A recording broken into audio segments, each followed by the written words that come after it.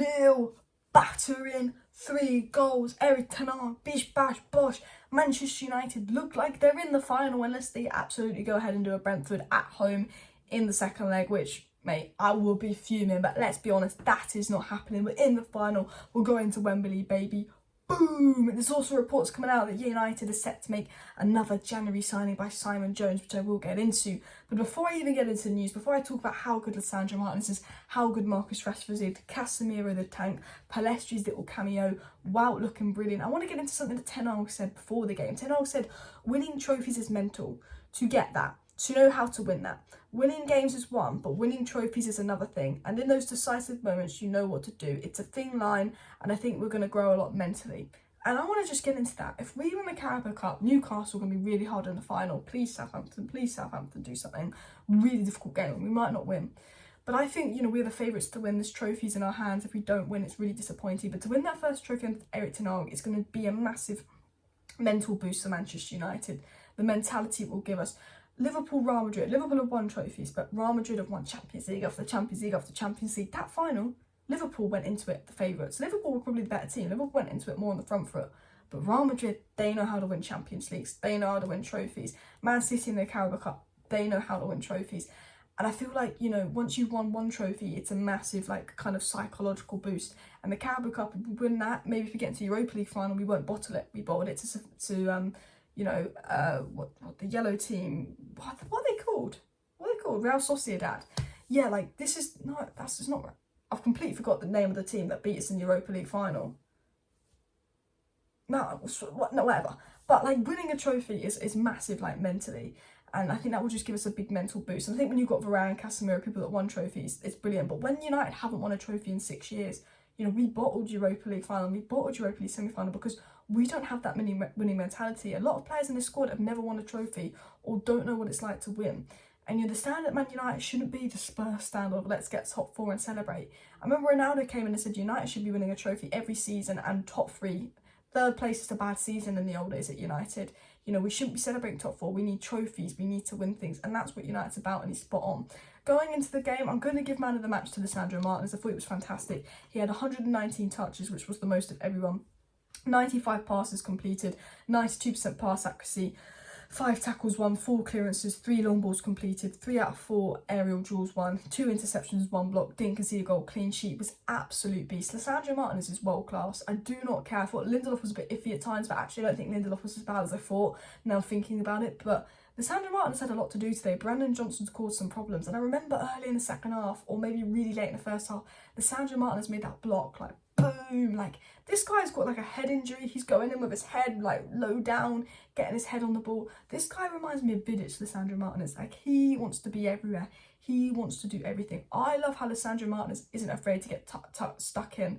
The thing that used to frustrate me so much about Maguire and Lindelof last season is that they used to run away from defenders. They used to like give them too much time. I remember Saha would run at them, or some quick pacey winger would run at Maguire and Lindelof, and because they were slow, they kind of back off. Lisandro Martinez is the butcher. He's like, get all in, get involved, get sticky. And I love that with Lisandro Martinez. He's absolutely world class. And he, you know, it's been a fantastic signing. Him and Casemiro have just been 2 unreal signings. I thought Casemiro was brilliant again today. He gave the ball away a bit. But what I liked about Casemiro is how good Casemiro is going forward. Like, that was a bit of his game we didn't see at Real Madrid because he was just told to protect the back four at Real Madrid. But every attack, every transition play, it feels like Casemiro's involved in that, like really heavily involved in that. But we've got to talk about the most informed attacker in the world right now, Marcus Rashford, best attacker in the world post-World Cup. Not that he's the best in the world, but post-World Cup, he's been the best attacker in the world. No one's got more goals than Rashford post-World Cup. The goals he's scoring, like, he scored 3 solo goals post-World Cup.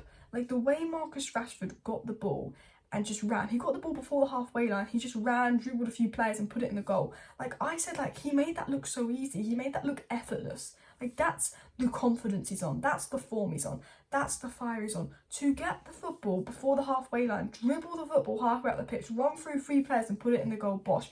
I said, if you were on my watch along, it looked like beginner mode on career mode. If you play beginner mode, you get the ball and you win 14-0. You know, it looked like that.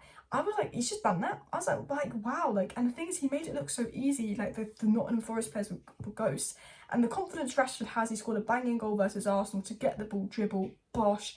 in the back of the net, he's fantastic. 10 goals post World Cup, 5 goals in his 5 goals in his last 5 games. To put that in perspective, he only got 5 goals the whole of last season. I think he's got 18 goals this season and 25 goal contributions. I think Haaland is the only Premier League player with more goal contributions in all competitions than Marcus Rashford, and that is incredible because we saw how poor he was last season. It's not like he takes penalties either. Like, the rejuvenation of Rashford is absolutely unreal. Rashford's really got his head down. He's in a better place mentally. He's got his confidence back. Ten Hag's working with him back, and he's been fantastic. And hopefully we see that Sancho rejuvenation. we know what Sancho's capable of. He's not been right mentally. Maybe if he gets right mentally, he'll kind of do what Rashford does. Because I do think on the right-hand side, I thought Anthony was actually good today. I saw people slandering Anthony. I thought Anthony was really good. He just didn't take his chances. Like, that chance that Anthony missed, it was such a good pattern of players. So wanted Anthony to score. But I think, you know, one thing we do miss is when you've got big, fat, tall, 6'6" Weghorst in a box, Anthony doesn't like put in those first-time crosses because he's not right-footed. But, you know, he's very left-footed. Sancho would probably put in those first-time right-hand crosses for Weghorst, create them chances for Weghorst. I think the one negative is we're not creating chances for Weghorst. Pellistri comes on right-footed on the right-hand side, Bosch creates those chances for Weghorst. And I think, I know Ten Hag likes inverted wingers, but I think I always like to have one winger that's a cross-side, will create chances, and one winger like Rashford that's like an inside forward and likes to cut in and score. And I think, you know, Pellistri came on, had a really good cameo, always have an impact. I'd like to see more Pellistri, especially on the right-hand side, putting a good cross to Weghorst. But hopefully when Sancho's back, he'll be doing that. And I want to talk about Weghorst because I thought he was fantastic today. He didn't have much of the ball, he didn't get much service, but every time he got the ball, he held it up. He won the ball back well. He put in a defensive shift. His off the ball work was fantastic. His on the ball work, his all-round play. Like, I see why Ten Hag liked him. Like, you know, this is the profile of striker Ten Hag likes. A physical striker, a proper number 9, you know, like Huntelaar, what he did with Sebastian Haller. This is a Ten Hag striker. The way he held up the ball, his physicality, his involvement, winning the ball back, and every time he won the ball back, he can just hold up the ball and keep it there, and it's not easily pushed off the ball. You know, I think sometimes we give the ball away a lot in the final third, but Weghorst will get the ball, he'll take one touch and he'll lay on and make a good pass. He's got all-round good link-up play, all-round passing, and someone said today, you know, this is what we needed, not Gakpo. Now, I think Gakpo would have been a better signing, longevity and all of that, and depth for Rashford, but I think they're right. You know, we need a proper striker, and in summer United massively need to get a proper striker because Weghorst isn't the answer. All the teams around us are actually doing signings. Now, it was said by Simon Jones of the Mail that just in Manchester United are looking to sign another forward on loan this month. Now, Simon Jones is a very good journalist with very good sort of links and sources around Man United, saying United are looking to sign another forward on loan this month. I think we need another forward for depth, or at least another midfielder. You know, considering that Chelsea brought like loads of players, Arsenal signed 2 players, Spurs have just brought Danjuma, you know, Liverpool brought Gakpo, all the teams around us are massively investing. I think United need to, if they want to get top 4, if they want to make sure they're safe in top 4, I think United massively need to go out there and look to invest in someone else in January. And reportedly we're looking for another loan move in January. I just can't think of an attacker that's going to be available on loan in January. Like, who is this? But he's got, you know, is he saying this because we lost to Arsenal, he wants to do a PR spin because now Spurs are signing and he's been briefed to someone close by United? Because Simon Jones is a good journalist, but he does get briefed to United. Is this a PR spin? Are United going to get another forward in January? Because I can't think of any loan deals. You know, is there anyone right now that we can get on loan that's good? Let me know in the comments. But he's saying that we are looking to get someone else on loan. Romano said do not rule out that United might do something. So maybe something's going to happen in these next 5 days for United. I think something massively needs to happen in these next 5 days for United as well. I think we massively need to sign one. But lastly, I also want to touch upon a few other things. I think the negative was we did give the ball away a lot. There was sloppy passing. Ten Hag was losing it. We were taking silly shots. Like, we won that game 3-0. Forest could have had a goal today, potentially 2. If Forest were a quality team with the chances and space we gave them and the amount of time we gave the ball away, it would have been 3-2. Luckily, Forest aren't that good of a team. Versus Arsenal, we gave the ball away too much. It cost us that we conceded 3 goals. Forest don't have that quality that other teams do. If we are sloppy against other teams like that, if we do give the ball away against that with other teams, that will cost us. Luckily, it didn't versus Forest, and that is something that Manchester United massively need to keep an eye on. And Ten Hag was losing his mind because we were taking shots out of nowhere, giving the ball away a lot. And Ten Hag, I think, will be happy. We've won 3-0. We killed it off. We're in the final. But that was sloppy by United. It wasn't perfect. In the midfield, we lost it. And I really noticed tired legs, especially with Eriksen. One thing I massively noticed is, again, going back to we do need to sign players, we do need depth. In the second half of games, I think we generally drop off.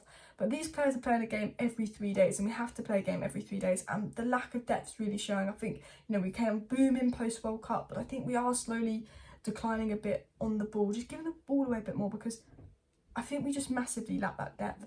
And hopefully, you know, we do get some investment in the summer. And I think the squad depth could cost us. I think if Ten Hag had a good midfielder and a good striker coming in the summer, coming in January, I'm like, fine, we're getting top 4. But I do think if we don't get top 4, and I do think we are going to get top 4 now, it might be down to the squad depth. I think we are going to drop off a bit towards the end of the season due to lack of squad depth. But listen, guys, please do smash that like button. Of course, subscribe down below if you're new. I want to finally add, I thought Bruno was quite impressive again. Always creating chances. I think he gave the ball away a lot, but he was always looking to make things happen. Unlucky not to get an assist, did get his goal in the end. I think Bruno, I saw people giving Bruno a stick and all that, and I think Bruno's becoming one of the most underrated players at United. But anyway, smash a like, smash a subscribe. Thank you for watching. See you tomorrow morning. And 5 things we learned. I'm doing the 5 things we learned tomorrow morning, and then there'll be a live stream in the evening. Bye.